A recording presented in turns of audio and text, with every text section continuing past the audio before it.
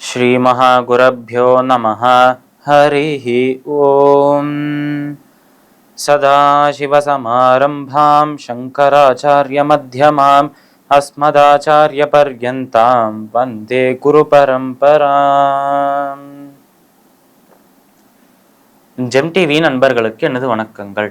இன்றைய நாள் அனைவருக்கும் இனிய நாளாக அமைய எல்லாம் வல்ல இறைவனை வேண்டி இன்றைய எம்மதமும் நம்மதமே நிகழ்ச்சிக்கு செல்வோம்.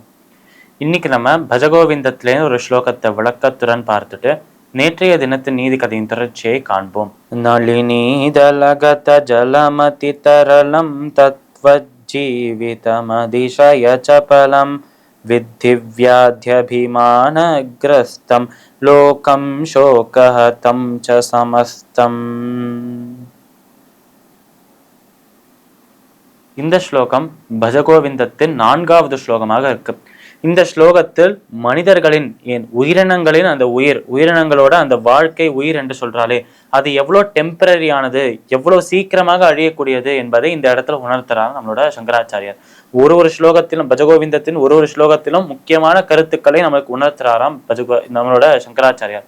அப்படி இந்த ஸ்லோகத்தில் அவர் சொல்வது என்ன என்றால், நளினி தலகத சலமதி தரளம் தத்வத் ஜீவித மதிசய சபலம். அதாவது எப்படி ஒரு தாமரை இருக்கு, அந்த தாமரையின் இலையில தண்ணீர் இருக்கே, நீர் இருக்கே, அது தாமரையின் இது இலையில அப்படியே ஊறி போகாதாம், அதன் அந்த சர்ஃபேஸ்லயே அப்படியே இருக்குமா. இதுவே அந்த தாமரையின் இலையை கொஞ்சம் அசைச்சோம் என்றால் அந்த அந்த ஒரு இலையில அந்த நீர் துளியானது கீழே விழுந்துடும் என்று சொல்றான். அது போலவே தான் நம்மளோட வாழ்க்கையும் என்று அந்த ஒரு நீர் துளியோட நம்மளோட வாழ்க்கையை கம்பேர் பண்றாராம் சங்கராச்சாரியா. அந்த ஒரு தாமரையின் அந்த தாமரையின் அந்த இலை மேல இருக்கும் நீர் துளியாக இருக்கும் நம்மளோட வாழ்க்கை. எப்போ நம்மளோட வாழ்க்கை முடிய வேண்டிய காலம் வர்றதோ, எப்போ நம்ம இறக்கும் தருவாயில் வர்றதோ, அந்த சமயத்தில் அந்த இலையை கொஞ்சம் லைட்டா இப்படி அசைச்சு விட்டா எப்படி அந்த நீர் துளி கீழே விழுறதோ அது போலவே நாமும் இறந்து போவோம் என்று சொல்றார் நம்மளோட சங்கராச்சாரியார். தத்வஜீவிதம் அதிசய சப்பலம் வித்தி வியாத்யபிமான கிரஸ்தம்.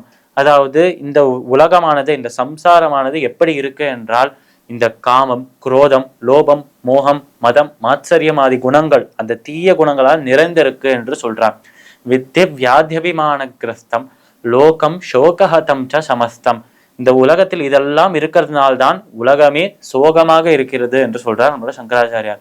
இதுவே இந்த காமம், குரோதம், லோபம், மோகம், மதம், மாத்சரியம் இந்த குணங்கள் எல்லாம் யார்கிட்டயுமே இல்லை என்றால், உலகத்துல எல்லாருமே இது எல்லாமே இல்லாமல் நல்லவாளா இருந்தா என்றால் நிச்சயமாக அந்த சோகம் என்பது யாருக்குமே வராமல் இருக்கும் என்று சொல்றார் நம்மளோட சங்கராச்சாரியார். அதனால் வாழும் போதும் சோகத்திலே தான் வாழறோம். அப்படி வாழும் அந்த வாழ்க்கையும் டெம்பரரியாக தான் இருக்கு, ரொம்ப நாள் நீடிக்கக்கூடியதாக இல்லை, எப்போ போவோம் என்றே தெரியாமல் இருக்கு, ரொம்ப அன்சர்டனாக இருக்கு என்று சொல்றார் நம்மளோட சங்கராச்சாரியார். இந்த ஸ்லோகத்திற்குண்டான விளக்கம் இதுவே. இப்ப நம்ம நேற்றைய தினத்தின் நீதி கதையின் தொடர்ச்சியை காண்போம். இந்த ஊர்ல, இந்த ஒரு கிராமத்துல இருக்கிற மக்கள் எல்லாருமே அந்த லக்ஷ்மி கிட்ட சென்று அந்த லக்ஷ்மி பூஜையாக அந்த குருவுக்கு, அந்த ஒரு ஆச்சாரியனின் திருவடியை அலம்புறாளாம். அப்படி அவ அந்த அர்ச்சனையை, அந்த அபிஷேகத்தை செய்யும் போது அவ கொண்டு வந்த பாத்திரங்கள் எல்லாம், அது எந்த பாத்திரமாக இருக்கட்டும், அலுமினியம் பாத்திரமாக இருக்கட்டும், பித்தளை பாத்திரமாக இருக்கட்டும், எதுவாக இருந்தாலும் அவ எந்த பாத்திரத்தை வைத்து அலம்புறாளோ அந்த பாத்திரம் தங்கமாக நிஜமாலே மாறுறதுதான். இதை பார்த்து சந்தோஷமாகி அந்த பாத்திரத்தை விற்று சில பேர் காசு சம்பாதிக்கிறா, சில பேர் அந்த பாத்திரத்தை வைத்து சரி கொஞ்சம் தங்கம் விலை ஏறினதுக்கு அப்புறம் விற்கலாம் என்று வைத்துக் கொண்டிருக்கா. இப்படி பார்த்தாலும் பணத்தை சம்பாதிக்கிறா என்றே வைத்துக் கொள்ளலாம்.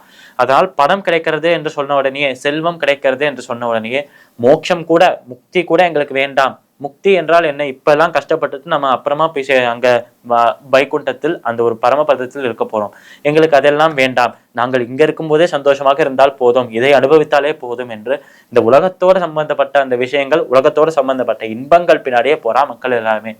சொல்ல போனா கடைசியில கதையில என்ன நடக்கிறது என்றால், இந்த மகாலட்சுமி தான் அந்த ஊர்ல இருக்கிறவா எல்லாருக்குமே அந்த ஒரு செல்வத்தை தரதுனால, ரொம்ப யூஸ்ஃபுல்லா இருக்கிறதுனால பெருமாள் சொல்ற எந்த விஷயத்தையுமே யாருமே கேட்கறதே இல்லையாம். அவர் உணர்த்துகிற அந்த தத்துவங்கள் யாருமே கேட்கறது இல்லையாம்.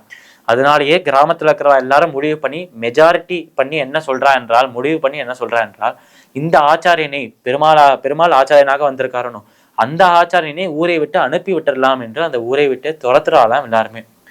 இந்த நீதி கதையை நம்ம என்ன நீதி தெரிஞ்சுக்கணும் என்றால், இந்த போட்டி பெருமாளுக்கும் தாயாருக்கும் உண்டான போட்டியில தாயார் ஜெயிச்சிட்டா என்று சொல்வது அது தவறான விஷயமாக இருக்கு. ஏனென்றால் இங்க போட்டி என்பது நிச்சயமாக ஒரு போட்டியே கிடையாதான், நமக்கு ஒரு தத்துவத்தை உணர்த்துறதுக்கான லீலை என்று முதல்லயே பார்த்தோம்.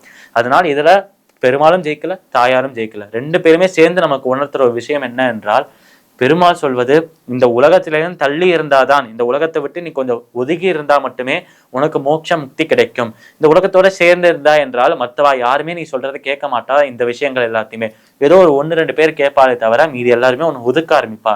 நீ ஒதுங்கி இருந்து உனக்கு மோட்ச முக்தியை பெறலாம் என்றும் சொல்றார் பெருமாள். இதுவே தாயார் என்ன சொல்லுவாரா என்றால், இந்த உலகத்துல இருக்கிற எல்லாருமே மோட்சம் ஒரு கையில, முக்தி ஒரு கையில, செல்வம் ஒரு கையில, இப்படி 2 கையிலுமே 2 விஷயத்தையுமே தந்தா அவ செல்வத்தை மட்டும்தான் தேர்ந்தெடுப்பா. என்றால் அவளுக்கு இந்த லோகத்துல இகலோக சௌக்கியம் மட்டும்தான் அவளுக்கு வேணும், இந்த இகலோக சுகம் மட்டும்தான் அவளுக்கு வேணும். அவளுக்கு அந்த பரலோகம் தேவையில்லை, அவளுக்கு மோட்ச முக்தி தேவையில்லை. அப்படி இருக்கும் மக்கள் செல்வத்திற்கு மட்டும்தான் ஆசைப்படுவார்கள், செல்வத்துக்கு மட்டும்தான் கட்டுப்படுவார்கள் என்று சொல்றான் நம்மளோட மகாலட்சுமி.